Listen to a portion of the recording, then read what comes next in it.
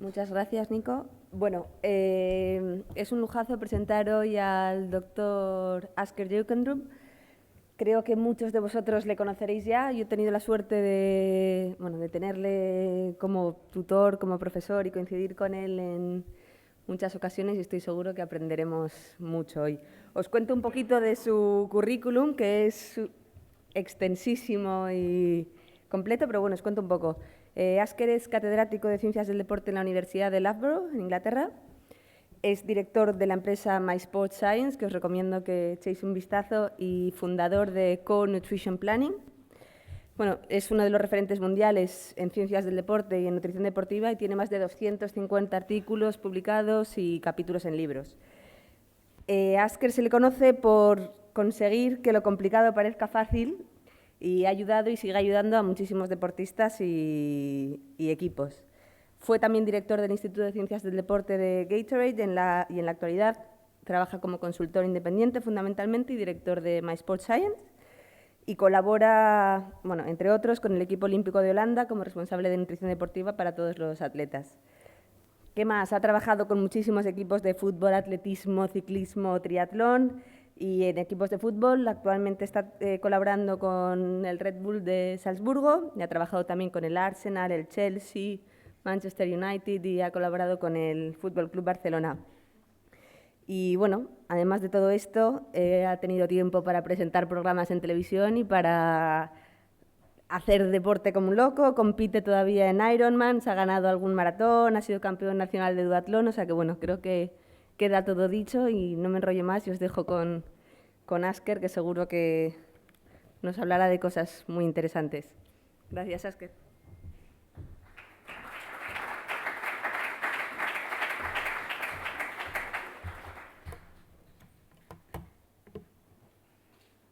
Well, thank you very much for the introduction, and it's a pleasure and an honor to be here, and wonderful.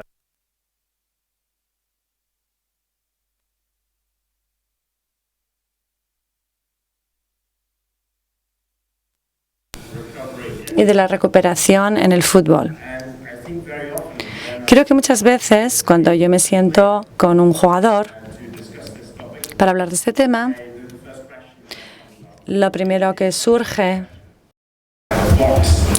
es que tienen como una especie de caja con la que vienen y ponen encima de la mesa y me dicen todo esto está bien y me empiezan a mostrar todos los suplementos que toman, porque esa suele ser la idea que tienen normalmente, que los jugadores piensan que eso es una buena nutrición para la recuperación. Pues Actually do, I think very often they miss the really important things.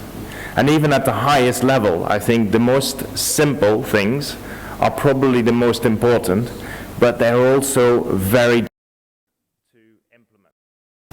So I'm going to focus on the things that I think are really important.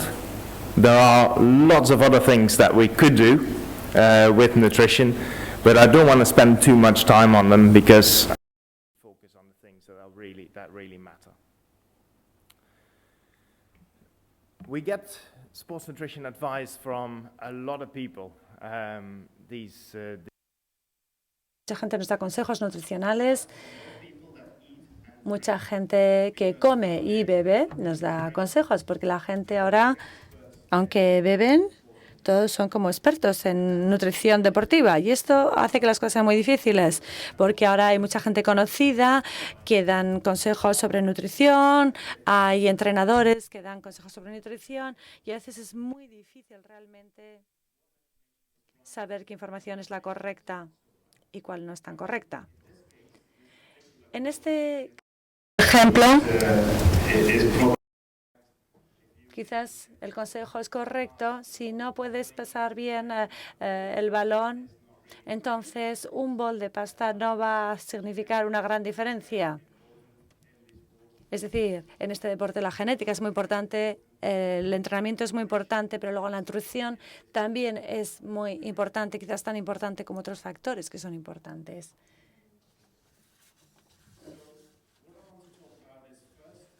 O sea que voy a hablar primero de qué es la recuperación.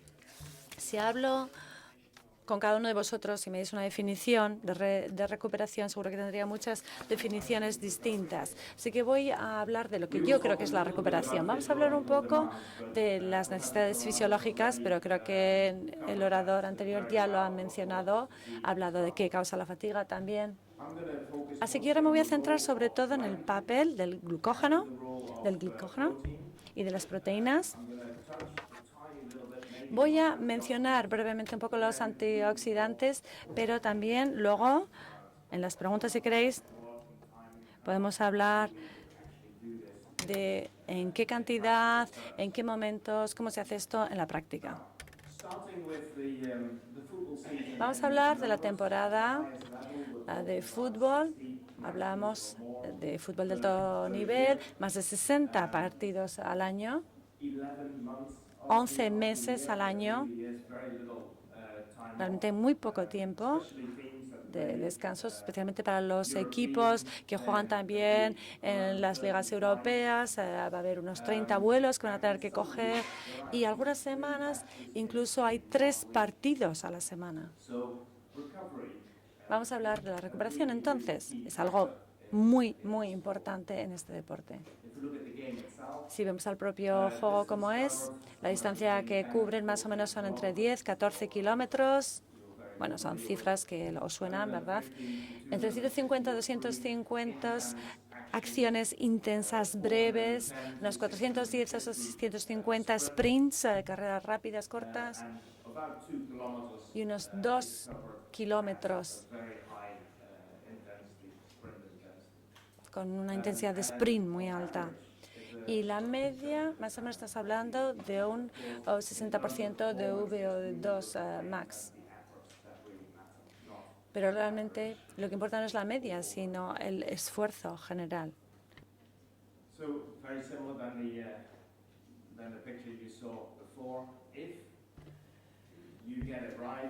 Bueno, si esto lo haces bien, evidentemente el entrenamiento hace que estés cansado.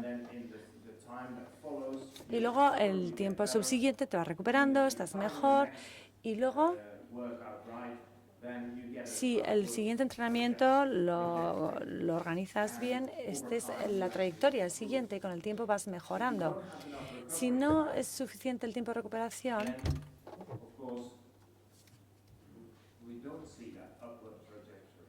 no vemos esa trayectoria ascendente, sino lo que ves es que cada vez tienes más fatiga.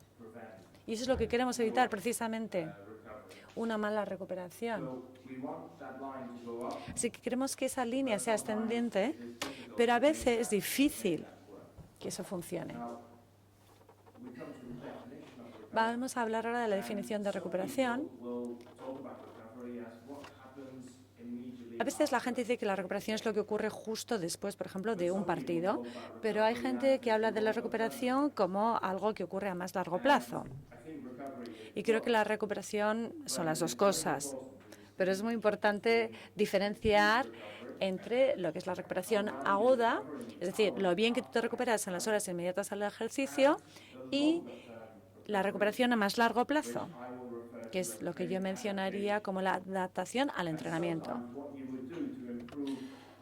Y algunas veces lo que haces para mejorar tu recuperación aguda va a afectar a tu adaptación al entrenamiento. Entonces, si yo fuera un deportista y me interesa, por ejemplo, mi actividad deportiva dentro de 10 semanas, entonces yo quiero entrenarme en adaptación y no necesariamente me intereso por recuperarme del entrenamiento de ayer, si eso me va a dejar mejor en 10 semanas de tiempo.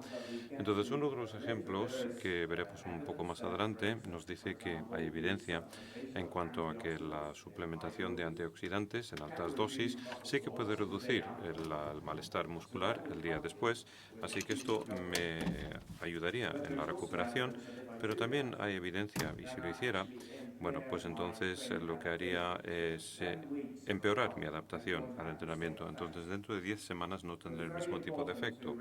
Así que es muy importante percatarse de cuál es tu objetivo. Es decir, ¿estoy pensando únicamente en recuperarme mañana? ¿O bien estoy pensando en estar lo mejor posible dentro de 10 semanas?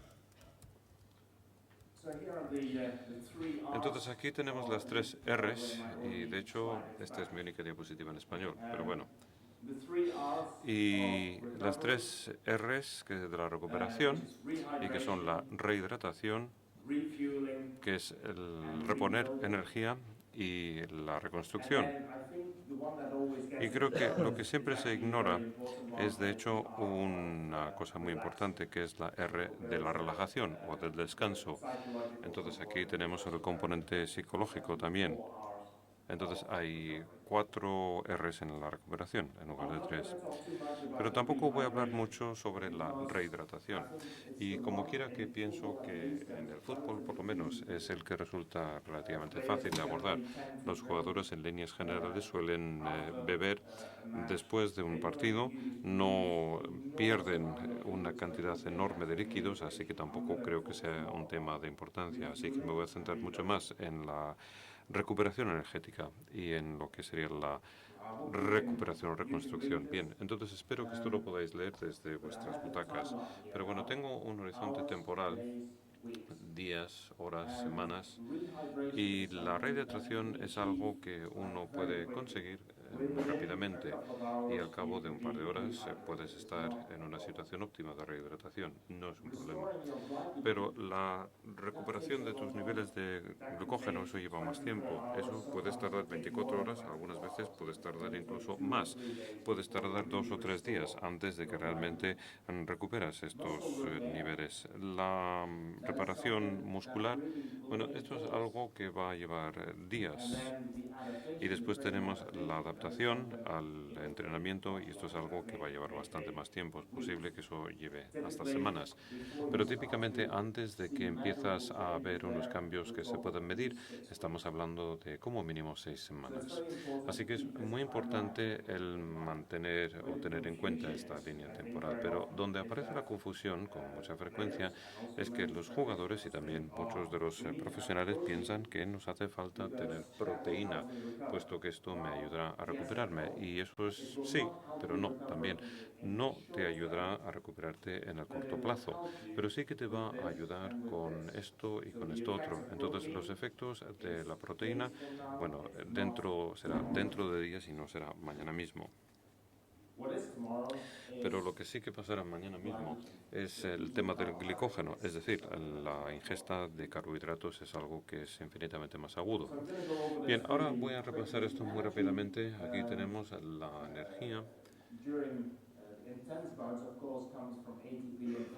Bueno, esto viene de la fosfocreatina y del ATP, entonces cualquier cosa en este corto espacio de unos pocos segundos procede de esa fuente. Bien, este almacén se rellena muy rápidamente por la división del glicógeno y esto se puede producir de una manera muy rápida si tú fabricas lactato. Entonces la formación del lactato es una cosa muy favorable. Bueno, eso es otra concepción que se maneja mal. Si alguien no puede formar lactato, ese es un problema, puesto que significa que tampoco puedes resintetizar el ATP.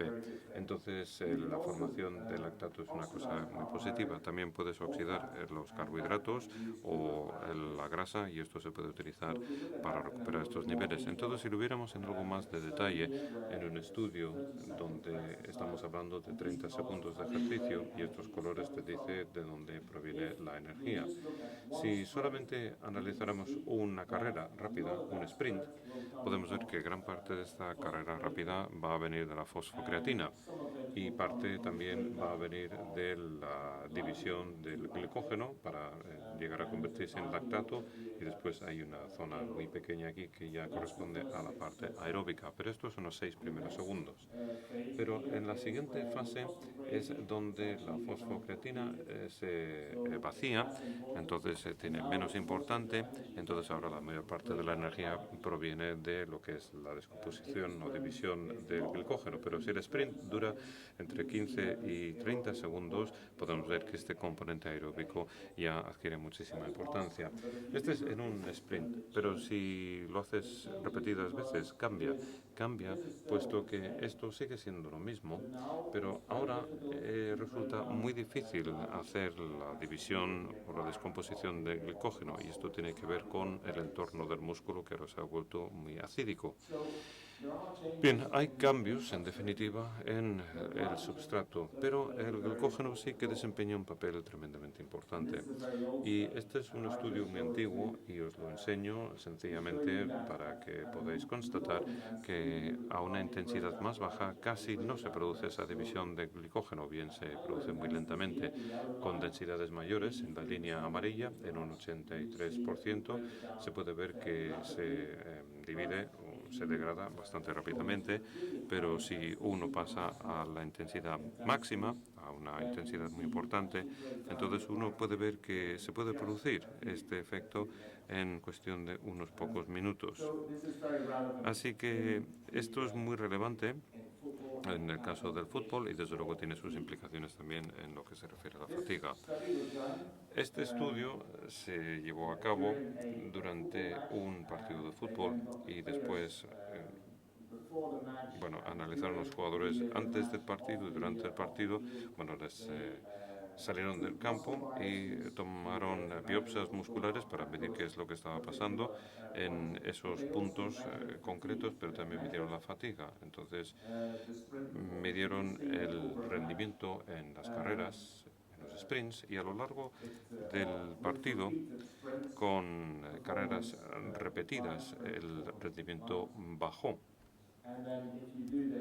Y si uno lo hace durante el primer tiempo y lo hace en el segundo tiempo, podemos ver que este rendimiento se reduce incluso más todavía.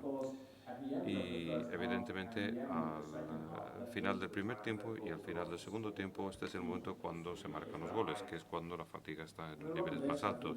Y yo creo que gran parte de esto tiene que ver con el hecho de que el glicógeno en los músculos sí que entra en una situación de depleción. Pues ha habido una serie de estudios que lo han analizado y este es el estudio más antiguo. Lo que hicieron fue medir una serie de jugadores el glicógeno en músculo.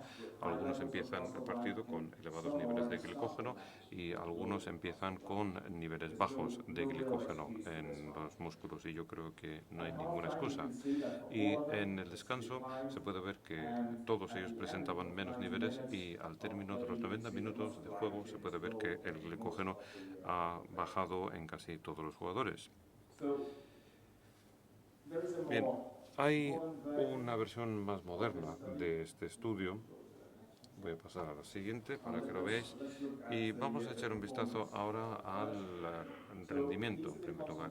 Y estas son las concentraciones, las que aparecen aquí, antes del partido, y ahora el grupo ha sido dividido en unos jugadores que tienen elevados niveles de glicógeno y unos niveles bajos de concentración. Pero en el descanso esto cae y esto otro también cae, pero ahora en este grupo tenemos unos niveles muy bajos y al final del partido casi no hay glicógeno detectable en este punto de aquí, y tampoco queda gran cosa en estos jugadores que han empezado con niveles elevados. Pero si vemos qué es lo que hace en cuanto al rendimiento cuando se corre, hay una diferencia en la distancia que se cubre, pero esta distancia es relativamente baja y se puede ver que estos jugadores con menos glicógeno recorren menos distancia y la caída es mayor, pero digamos que la diferencia tiene que ver con el porcentaje de tiempo que ellos dedican a correr a una velocidad máxima, que es 24 versus 15. Entonces parece ser que existe una correlación muy clara con el glicógeno muscular.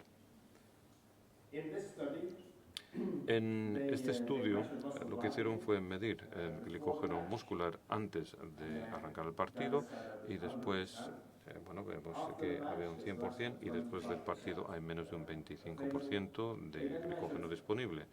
Y después lo midieron 24 horas después del partido y podéis ver que realmente no se ha recuperado para nada y que posiblemente se sitúe en torno al 35%, es decir, a un nivel todavía muy bajo, y 48 horas más tarde ha subido algo, nada más. Pero bueno, sigue estando muy bajo y desde luego no se acerca para nada a los niveles que había antes del partido. Así que imaginaros que tuvierais que jugar otro otro partido aquí. En amarillo, bueno, esto no es lo que midieron, pero bueno, digamos que se trata de una cifra teórica, sin más. Pero desde luego no sería ideal empezar ese partido del miércoles con unos niveles tan bajos.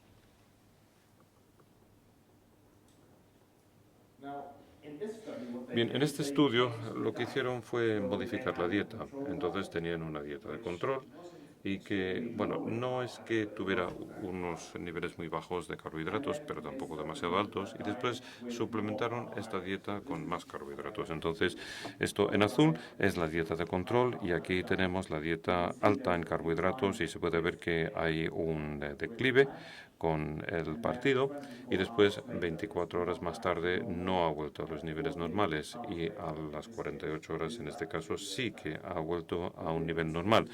Pero en este caso no hay ninguna diferencia entre las dos dietas, o por lo menos la diferencia es mínima, si cabe. Y esto es algo que esta tasa de resíntesis se produce mucho más lentamente que lo que vemos en otros deportes, por ejemplo, en el ciclismo o incluso en el atletismo, y vuelve mucho más rápidamente. Y me parece que la explicación para esto tiene que ver con el daño muscular que uno ve cuando se juega al fútbol. Y este es un estudio realmente antiguo que nos indica lo mismo, es decir, si añadiesen un componente excéntrico al ejercicio, bueno, constataron que el glicógeno muscular, y este es el glicógeno en la resíntesis con ejercicio concéntrico, y después lo tenemos aquí, pero con ejercicio excéntrico, y aquí tenemos exactamente lo mismo, ejercicio concéntrico que te da más resíntesis de glicógeno que el ejercicio excéntrico. Y esto es algo que hemos conocido desde hace bastante tiempo. Pero cuando aplicaron un suplemento dietético utilizando más carbohidratos, entonces se puede ver que el concéntrico o los que están en la parte superior, podemos ver que sí que se produjo una mejoría en el almacenamiento de glicógeno, pero con el ejercicio concéntrico esta tasa de resíntesis es infinitamente superior en comparación con el ejercicio excéntrico. Y digamos que esto va a ser algo difícil en el fútbol, puesto que está claro que no podemos eliminar ese componente, no podemos hacer que sea menos excéntrico. Pero bueno, me parece que esto quizás significa que la atención que prestamos a la ingesta de carbohidratos está adquiriendo incluso más importancia. Esta diapositiva se ha desplazado un poco, bueno, entonces resulta un poco difícil de leer y de ver. Pero bueno, intentaré explicar qué es lo que aparece en este estudio. Bien, este es un estudio que tiene que ver con jugadores de fútbol, futbolistas, y ellos llevaron a cabo un entrenamiento normal o entrenamiento normal más algo de trabajo excéntrico. Entonces, en un caso tenían más daño muscular y más agujetas que en el otro caso. Recibieron carbohidratos después del entrenamiento y lo que sí que constatamos es que en el caso de los ejercicios excéntricos con más daño muscular, bueno, de hecho, en la fase de recuperación, digamos que eran de 15 a 20 horas después, en lugar de producirse una resíntesis del glicógeno, la degradación del glicógeno, de hecho, siguió su curso, siguió adelante. Así que este componente excéntrico realmente sí que tiene un efecto marcado, creo, sobre la tasa de la resíntesis del glicógeno y, por lo tanto, tiene una influencia sobre la recuperación del jugador. Me parece que esto sí que es una diapositiva realmente importante, puesto que muchas veces se sacan conclusiones siempre en base a los estudios que os acabo de indicar. Estos estudios lo que hacen es medir el glicógeno muscular y lo hacen en un músculo mixto. Por ejemplo, tenemos un pequeño trozo de músculo que se toma de un jugador, lo mezclas y mides la concentración de glicógeno. Bien, dentro de esta fibra, dentro de ese músculo que acabas de preparar, hay muchas fibras musculares diferentes. Y lo que sucede en la realidad es que algunas de estas fibras musculares siguen teniendo mucho glicógeno, mientras que otras fibras musculares no van a tener nada de glicógeno. Y aquí tenemos un ejemplo en reposo, donde la mayor parte de las fibras están en verde, lo cual significa que hay mucho glicógeno en estas fibras, pero si está en negro, esto es después, entonces el glicógeno muscular se ha vaciado, ahí está muy bajo, pero si está en tono gris sigue estando por debajo del 40%, y el verde significa que incluso después de un partido sigue habiendo algunas fibras musculares que siguen teniendo bastante glicógeno. Pero evidentemente, si tú intentas reunir estas fibras aquí, va a ser muy difícil, puesto que no van a funcionar demasiado bien. Y la mezcla de todo esto nos podría indicar que por término medio quizás haya suficiente glicógeno disponible, pero algunas de las fibras musculares que nosotros queremos recopilar quizás no estén disponibles como consecuencia de esto mismo. Así que eso es importante y desde luego es una manera diferente de analizar este asunto.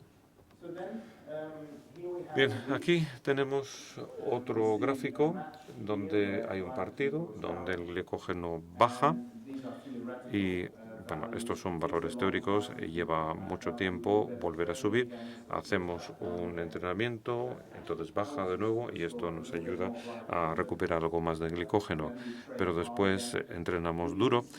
Pero se puede ver que este glicógeno, de hecho, se queda a un nivel bajo durante mucho tiempo después del partido.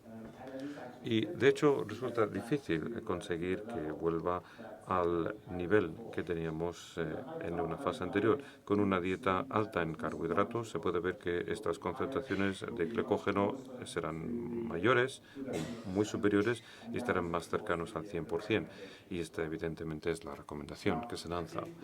Pero creo que en términos prácticos, digamos que esto adquiere bastante interés, puesto que en diferentes días, evidentemente, un jugador se va a entrenar de maneras distintas, va a consumir diferentes cantidades de glicógeno y esto significa que lo que tenemos que hacer es establecer unos periodos de la ingesta de carbohidratos. El decir que todos los días hay que tomar carbohidratos posiblemente no sea idóneo, puesto que algunos días tampoco haces gran cosa. Pero sí que te hace falta tener suficientes carbohidratos para poder resintetizar tu glicógeno. Entonces yo abogaría, en definitiva, por un abordaje por periodos para la alimentación y que estuviera muy integrado con el entrenamiento que llevan a cabo los jugadores.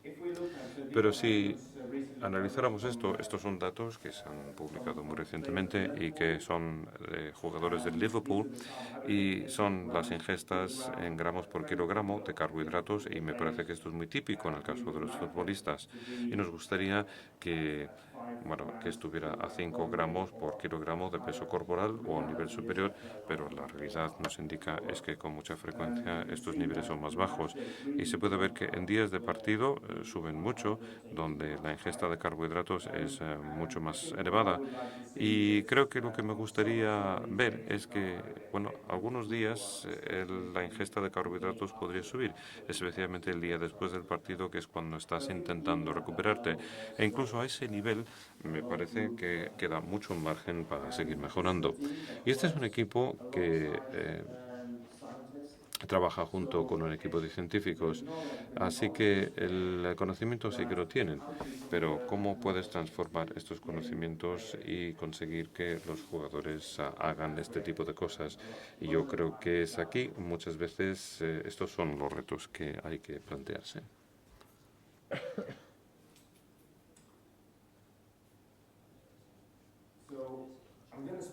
Bien, voy a acelerar un poco.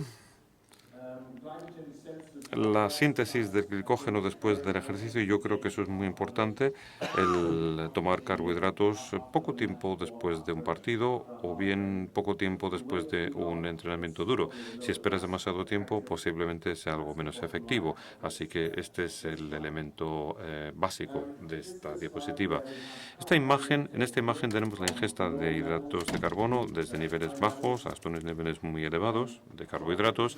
Y una de las conclusiones que sacó esta gente es que si tú añades proteína a tu carbohidrato, entonces la síntesis de glicógeno muscular aumenta con la proteína que cuando solamente das carbohidratos. Y yo creo que posiblemente sea un poco confuso este asunto, puesto que lo que hicieron fue dar carbohidratos y después añadieron una proteína como complemento, con lo cual en este caso también tenían más calorías. Pero si tú añadas más carbohidratos encima de todo esto, y de hecho el estudio demostró que esto incluso conseguía un efecto mejor. Entonces, lo más importante desde mi punto de vista consiste en conseguir la cantidad adecuada o correcta de carbohidratos y yo creo que es de 1,2 gramos por kilogramo por hora. En términos prácticos, esto es mucho carbohidrato para los jugadores, puesto que a algunos de ellos les parece que eso es un montón de carbohidrato que tienen que ingerir. Y aquí tenemos algunas de las recomendaciones y esta es la cantidad, es 1 gramo o 1,0 a 1,2 gramos por kilogramo por hora y tienes que mantener esto durante un periodo de 4 horas y algunas veces esto resulta muy difícil, evidente por razones de índole práctico, sin más. Pero esto algunas veces sí que requiere de algo de planificación por adelantado para asegurarte de que esto sí que es posible y que se puede hacer. Y a mí me parece que es importante también el comer lo más rápidamente después y después comer a intervalos regulares. Hemos visto que la proteína quizás sirva de ayuda, pero digamos que lo más importante consiste en introducir la cantidad adecuada de carbohidrato. Sea sólido o líquido, eso no importa. Eso parece ser que no produce ningún tipo de diferencia. Así que puedes trabajar con los jugadores para ver qué es lo que les funciona mejor. A algunos jugadores les encantaría tomar una bebida o un batido, por ejemplo, que tuviera el contenido de carbohidrato que ellos precisan, más algún tipo de proteína, que abordaré después, y otros jugadores preferirían también tomar una comida normal. Entonces, esto es algo que tenemos que abordar a título individual, jugador a jugador. Bien, ahora y pasando al tema de la proteína, pero sin olvidarnos de que la proteína realmente no va a ayudar a nuestro rendimiento el siguiente día. La proteína es algo que ayudará a reparar el daño y este efecto, con un poco de suerte, nos ayudará a lo largo de varios días o semanas a partir de ese ejercicio. Hay un par de estudios que indican que solamente hace falta 10 gramos de proteína para producir un efecto. Entonces, no te hacen falta cantidades enormes de proteína para conseguir un efecto. Solamente 10 gramos y ya mejoras que si no tomas nada o si solamente tomas carbohidratos. Entonces, esto es lo que nos indican estos estudios. Pero evidentemente no estamos buscando algo que nos ayude un poco, nada más, sino que queremos saber qué es lo que sería lo óptimo. Y en líneas generales, estos estudios han demostrado que si tú aumentas la cantidad de proteína que tú ingieres después de hacer un ejercicio, entonces también vas a aumentar la síntesis proteica en el músculo. Pero si tienes más de 20 gramos, si lo multiplicas por 2 y pasas de 20 a 40 gramos, eso realmente tampoco te da mucha síntesis de proteína. Y entonces se dice que 20 gramos posiblemente sea el nivel óptimo. Y en estos últimos años posiblemente en vez de 20 hemos hecho que subiese a 25 gramos para estar seguros.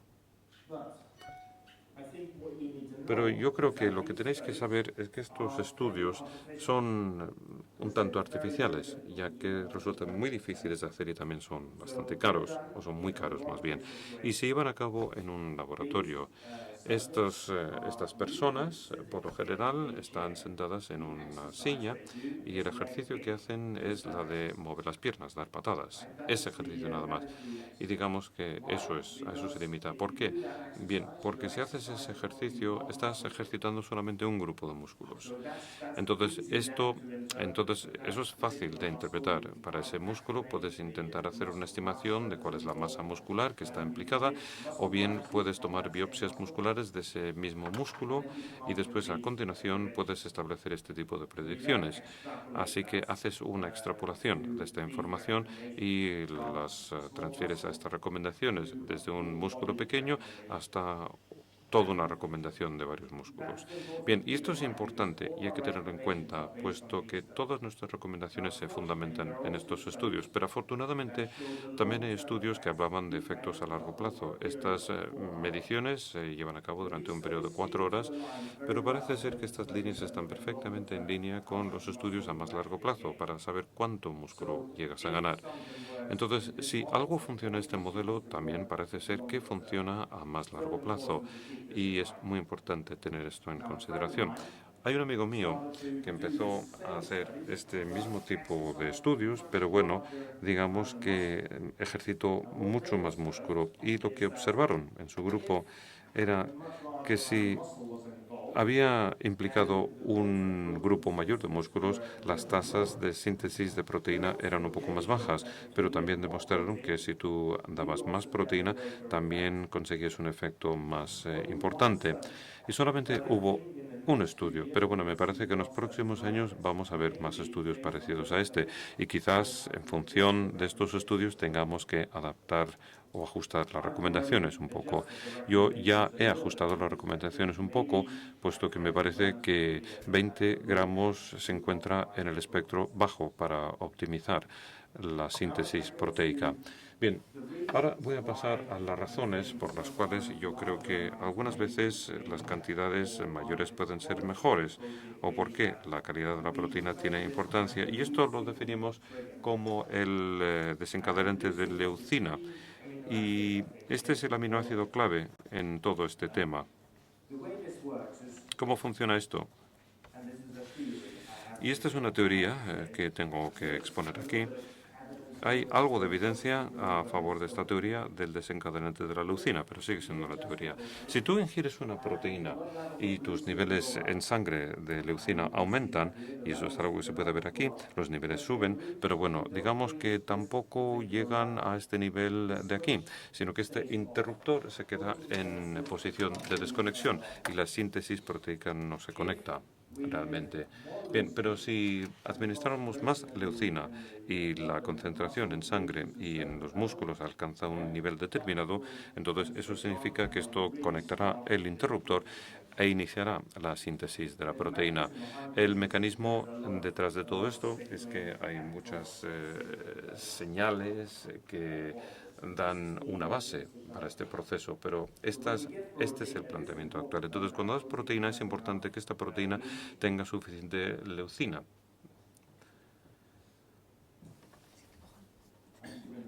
Y de hecho, bueno, esta la voy a pasar por alto, voy a pasar esta diapositiva y voy a pasar inmediatamente a la diapositiva de conclusiones. La leucina que hace falta para poner en marcha toda esta maquinaria y para empezar a generar proteínas. Estos son todos los aminoácidos y los utilizamos para formar en el cuerpo los elementos necesarios. Lo que hace falta que todo esto para que todo esto funcione bien, hace falta que la leucina, ponga en marcha los sensores para generar las proteínas. Luego necesitas todos los aminoácidos esenciales, porque esto es lo que no puede procurar el cuerpo por sí solo.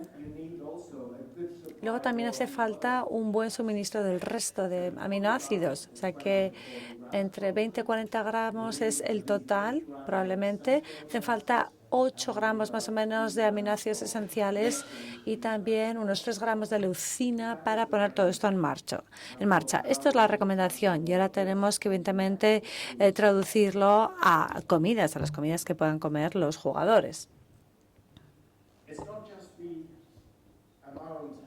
No se trata solo de la cantidad y del tipo de proteína. Lo que creo que también es especialmente importante es que comamos estas comidas con unos intervalos de tiempo regulares. Entonces, el patrón de ingesta es muy importante. En este estudio concreto, estudiaron qué ocurre si le das una comida con mucha proteína solamente 2 veces o qué ocurre si la divides en 4 comidas más pequeñas o en 8 muy, muy pequeñas. Y lo que han visto es que la opción intermedia es la mejor. O sea, que es mejor comidas constantes, regulares, pero estas comidas tienen que ser suficientemente grandes como para ofrecer suficiente leucina. Así que la recomendación que podemos sacar de todo esto es que queremos comer con intervalos de 3-4 horas durante el día. Y cada vez que hacemos eso, necesitamos entre 20 y 25 gramos de proteínas y lo ideal sería también 3 gramos de leucina.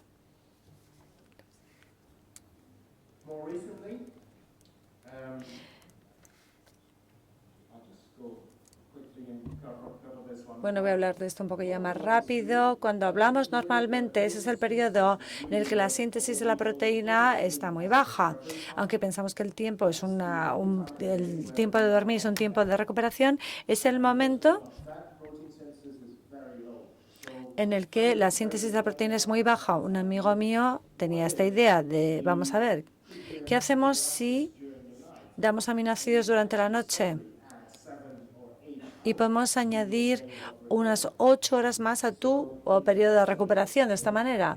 El primer estudio lo que han hecho es infundir o utilizaron un tubo para alimentar a la gente durante la noche y vieron cómo se aumentaba así la síntesis de la proteína.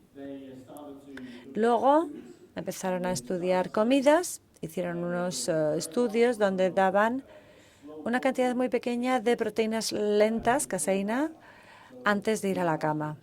Esta gente se le entrenaba,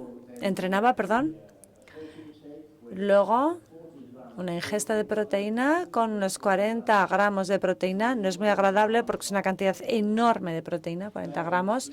Luego iban a dormir y luego lo que se observaba es que se aumentaba así la síntesis de la proteína. Yo creo que 40 gramos no es una cosa muy práctica y no creo que es algo que ustedes puedan realmente poner en marcha con los jugadores de fútbol. Así que los siguientes estudios lo que han hecho es considerar cantidades más pequeñas. Incluso estudios con 30 gramos muestran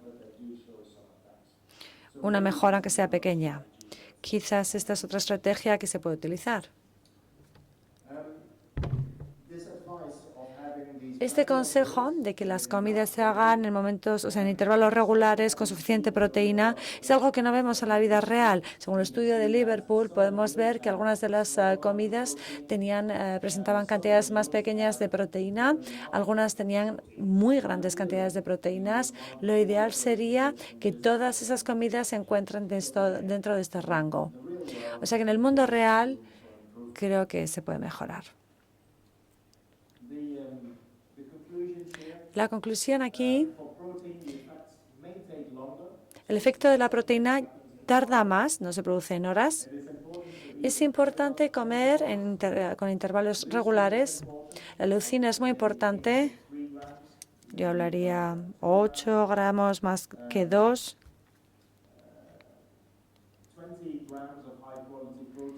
20 gramos de proteína de buena calidad o quizás un poco más y 30 o 40 antes de ir a dormir. Estas son algunas cosas que se pueden hacer para optimizar la síntesis de la proteína.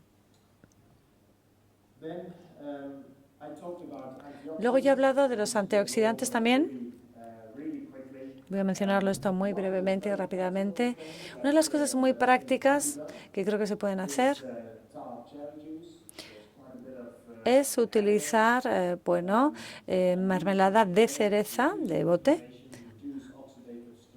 Reducen el estrés oxidativo, la alteración de los músculos, el CK, la creatina quinasa. Algunas de estas cosas tenemos ya muchas más pruebas de ellas que de otras, pero en general es muy prometedor.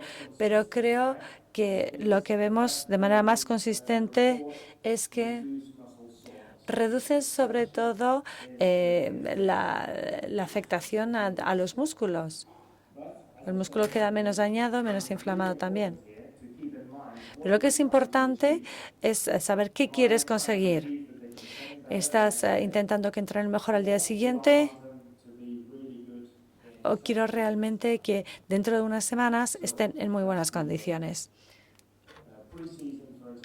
Por ejemplo, en pretemporada, esto es algo que no incluiría, pero durante realmente las semanas más intensas sí que lo incluiría.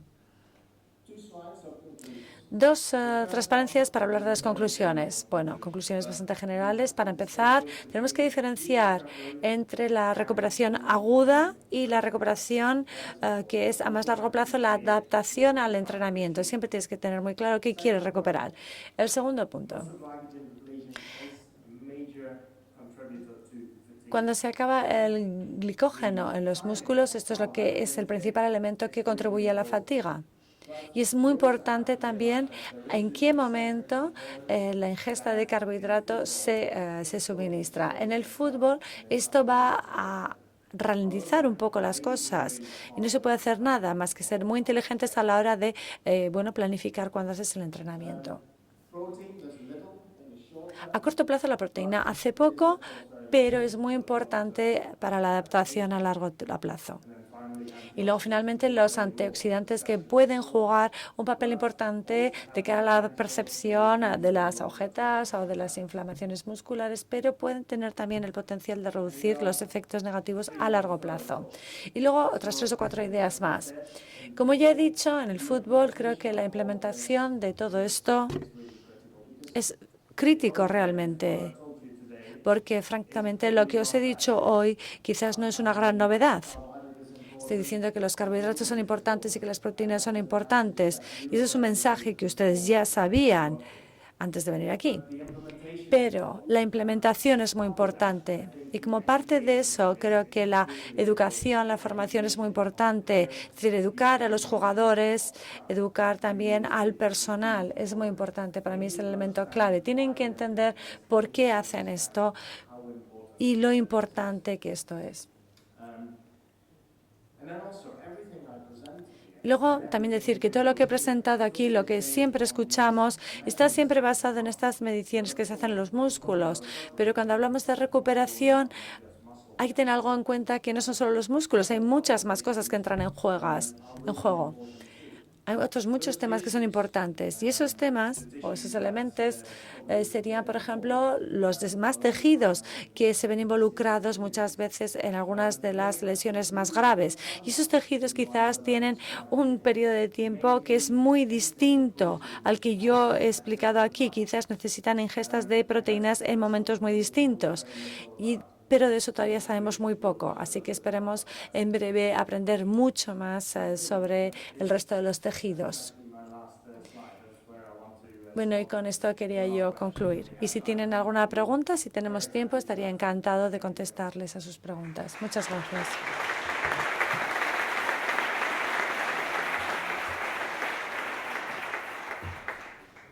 Muchas gracias, Asker. Tenemos 5 minutitos para preguntas. ¿Tenemos algún micro por ahí? Pues nada, sin micro. ¿Podéis hablar un poquito alto para que se escuche? ¿El qué? ¿El qué? ¿Se la puedes decir en castellano? Sí, sí, claro. ¿You have the translator? Sí, sí. Dile en castellano.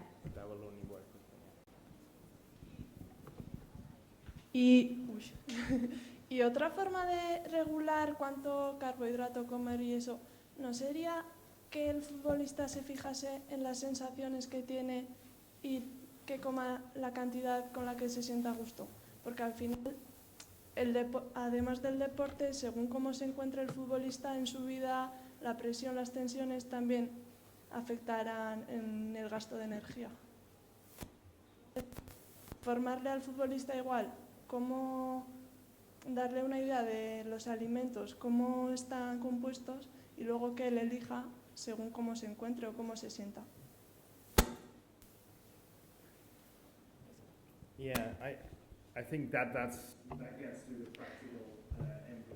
Sí, bueno, eso sería hablar ya, ¿no?, de lo que es la implementación práctica. Normalmente, cuando ellos eligen qué comer, no comerían suficiente, sobre todo suficientes carbohidratos. Eso ya es bastante sabido. En Liverpool tenemos ejemplos. En general, no comen suficiente para optimizar realmente la síntesis del glicógeno.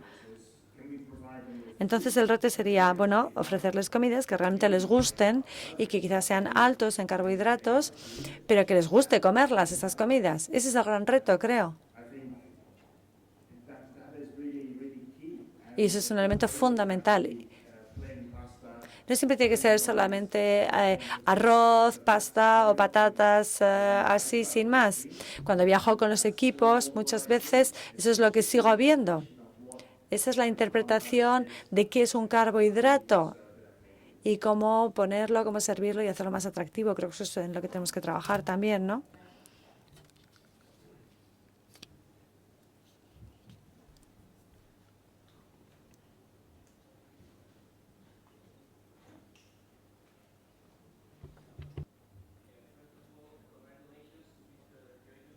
Tenéis que usar el micrófono, si no, no oímos y no podemos traducir, por favor.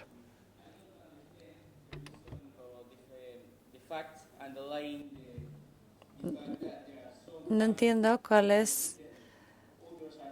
qué es lo que es el motivo para que algunas fibras se agoten, otras estén totalmente saturadas. Ha mostrado un estudio y no sé si he entendido eso. O sea, ¿cuál es tu pregunta? Sobre el estudio hablaba del agotamiento de algunas fibras musculares. Bueno, voy a intentar explicarlo. Voy a explicar cómo se ha hecho este estudio. La mayor parte de los estudios que he mostrado, lo que se hacía era una biopsia muscular y luego hacían una medición del contenido medio de glicógeno en ese músculo biopsiado. Entonces, en este estudio concreto se hacía la biopsia muscular y ahí había alguien que con un microscopio cogía cada una de estas fibras, las separaba del músculo, cada una de estas fibras musculares, y medían el glicógeno en cada una de estas fibras, en cada una de ellas por separado. Algunos, después del partido, algunas de estas fibras estaban totalmente vacías, otras todavía tenían un poco de glicógeno.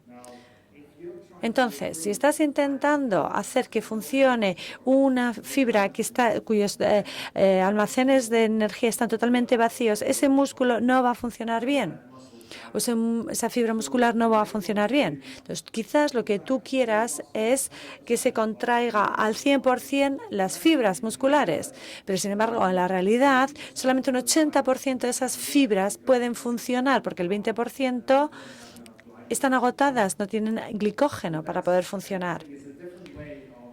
Están vacías de glicógeno. Esta es otra manera de verlo y a veces creo que esto nos va a llevar a otras conclusiones distintas que si solamente vemos una concentración media de glicógeno en el músculo. La última pregunta y ya paramos. Podéis aprovechar para buscar a Asker y hacerle más preguntas, seguro. ¿Alguna otra más por aquí?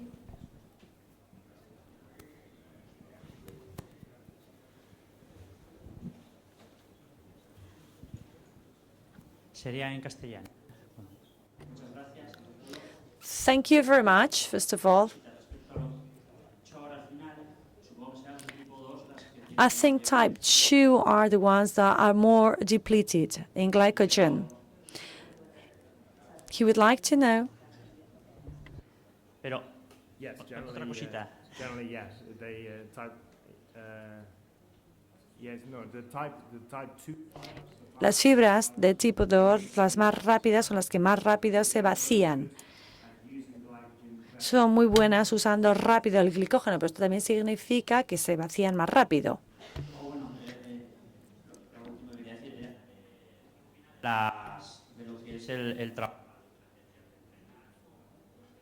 Muy importante depleción de glucógeno, con niveles bajos de hidratos de carbono, de glucógeno muscular, para provocar adaptaciones en la lipólisis o lo que sea. Por favor, tiene que usar el micrófono, si no, no oímos para traducir.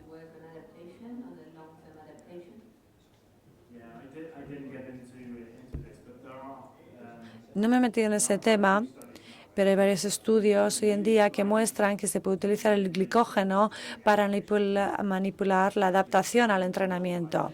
De hecho, si se entrena con bajo glicógeno, eso te puede dar lugar a ciertas adaptaciones que son mucho mejores que cuando entiendas hacer una recuperación completa inmediatamente. Por eso yo os pregunto, estamos hablando de una recuperación aguda a corto plazo, entonces tenemos carbohidratos para que estén llenos tus depósitos de glicógeno, o más bien te interesa algo que ocurre 10 semanas después, porque entonces quizás a veces tienes que entrenar con bajos contenidos de glicógenos. Esto se hace en los deportes de resistencia. Yo personalmente no creo que se aplica mucho o ni muy bien al fútbol, porque una vez que empieza la temporada, ahí en el fútbol estás trabajando todas las semanas. Entonces, todas las semanas tu rendimiento tiene que ser óptimo, así que aquí creo que no es necesario entrenar con bajos contenidos de glicógenos. O sea, en general creo que esa sería la idea, porque creo que no se aplica realmente esto al fútbol. Bueno, lo dejamos aquí, muchas gracias. Sobre todo, bueno, yo creo que nos queda claro lo importante de la educación a nuestros jugadores, ¿no? De transmitirles todos estos conceptos y de transformar la teoría en práctica para que sepan qué hacer en su día a día. Así que nada, muchísimas gracias, Asker, y paramos ahora a hacer un descanso.